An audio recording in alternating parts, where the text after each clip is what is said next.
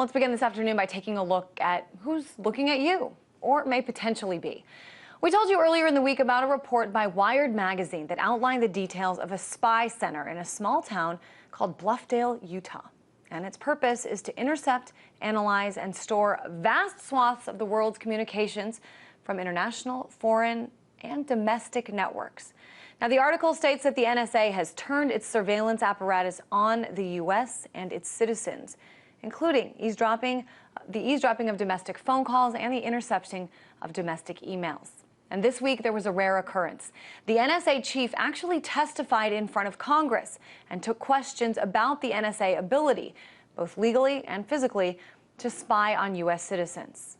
While dancing around some of the facts, General Keith Alexander, for the most part, denied that this is happening. But there's evidence that shows otherwise, and many people who believe otherwise. One of those people is Trevor Timm, an activist with the Electronic Frontier Foundation. He's in San Francisco to help us sift through some of this. Hey there, Trevor. Do you have a reason to believe that the NSA is, in fact, spying on U.S. citizens? Well, we've actually known for quite a few years that this has been going on. This story first emerged in the New York Times in 2005 when they first revealed that the Bush administration had been instituting this massive warrantless wiretapping program, basically skirting the law and skirting the Fourth Amendment of the Constitution. Since then, many other news organizations have reported on it, from USA Today to the New Yorker to the Los Angeles Times. And more evidence has come out that the NSA has these wiretapping centers, or these monitoring centers, located throughout the country in the country's largest telecom companies like AT&T and Verizon, and they're sucking up all of the communications, whether it's overseas or U.S. citizens. Now, the NSA will claim that they only go after overseas, non-U.S. citizens who are suspected of terrorism. But the evidence so far has shown that is not the case, and they're actually sucking up massive amounts of communications of innocent Americans and basically trying to catalog the whole internet. Let me play something from the hearing that took place earlier in this week, just to get a sense of some of the concerns that are out there.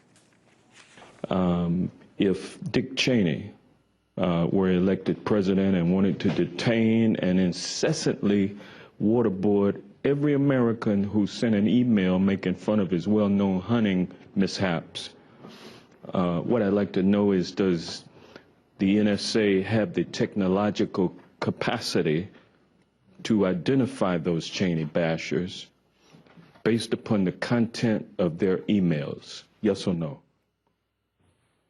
No. So General Alexander goes on to explain that assuming those emails are in the United States, the NSA does not have the ability to do that. That in the U.S., the NSA would have to go through the FBI to get a warrant, sort of deflecting responsibility here. What's your read, Trevor, between the lines? Obviously, this is a fake scenario that this congressman was sort of making up for the sake of argument, but there's denials and denials there at this hearing. What do you think? Well, there's actually two interesting things about his denial. First, they've been denying essentially that they've been doing this for years. But what makes this really absurd is that they actually have secret definitions of a few words that make these denials very easy. It's kind of funny to think that they have a top secret document that actually gives them definitions, but Bamford has reported on this as well. Definitions like intercept and collect. What they mean by that is, or what normal people like you and I or anybody else would think as intercept is collect, is if their monitoring centers are collecting our emails and storing it in their data centers in the NSA facility like in Utah, that's collecting. But under their definition, they only think collecting as something that is processed into what they call intelligible form for humans. So these scanners that they have can scan keywords for emails and then send it back to humans, and they don't count it as collecting until it gets to the human person. So you're saying they sort of have a whole different kind of language that it's okay to use, and even though the rest of us think they mean something different, they actually understand each other just within the NSA, perhaps. Right. That's why it's so hard to question them, because you can say, "Are you collecting people's emails?" and they'll say no when they're using their secret definition of the word collect, and when everybody else is interpreting collect as the regular definition. Now, the most interesting part is that later on, after the clip that you showed, Hank Johnson asked if they just had the ability to do this, not whether they're actually doing it. And that's where the denial gets really interesting, because Keith Alexander actually says that they don't even have the ability. And, you know, we know with actual proof and evidence that that's not true. A whistleblower named Mark Klein came to EFF in 2006 and gave us detailed blueprints and evidence that there's a room in AT&T down the street in San Francisco, actually, that holds a secret wiretapping room that the NSA is sucking up all of these communications. Later on, USA Today came out with an article explaining that actually all telecom companies have similar situations set up in their companies, and that the NSA was collecting all sorts of communications, whether it was U.S. citizens or overseas, and they could have easily set this up so where they only got overseas communications, but they purposely went to all of these companies, even some in the middle of the U.S. where obviously it's just domestic communications, and they are now, we think, transferring, when this data center in Utah is finished, they're going to transfer all this information and store it on their servers for data mining in the future. Well, going on what you said, Trevor, I mean, I guess it depends on what the definition of ability is. Do they have the legal ability? No. Does that mean that they don't have the physical ability? That could be something different. I think it's important to kind of hone in on, like you say, the meaning of these words. Let me talk to you about something else, something that changed just as of yesterday. U.S. Attorney General Eric Holder gave the National Counterterrorism Center license to retain America's data for up to 5 years, even if the subjects in question are not suspected of having ties to terrorism. Now, of course, it's not totally clear what the NTC has access to and what it doesn't, but I'm wondering what you've discovered sort of in your research that this could all mean.